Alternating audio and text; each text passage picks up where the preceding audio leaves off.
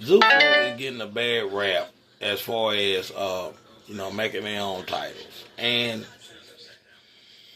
look at it like this, boxing fans.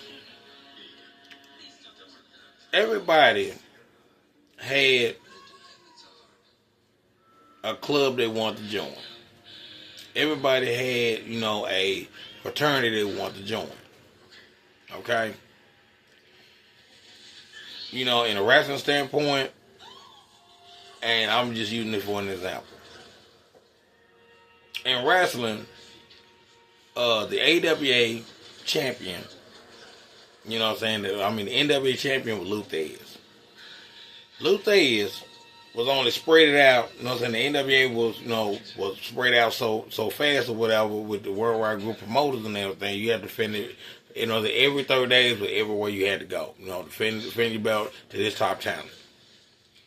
It got to a point that anybody has the AWA title controls the AWA, controls the champion.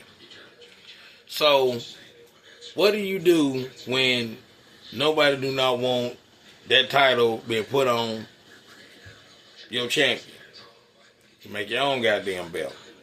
You tell the AWA fuck you, tell the NWA fuck you, I'll make my own damn title. So that's what happened. AWA broke off. Well, the first one that broke off from the NWA, and the WWE ended up breaking off later. And that was called Capital Wrestling at the time, but they broke away and formed and formed the WWE eventually. So Zuffa doing the same thing in boxing. That's one reason why they got Dana White. Dana White was so successful with UFC to the point that they were like, well, shit, we have our own champion over here. We ain't gotta, fuck with the sanctioning bodies. We don't have to. And that's one reason why a lot of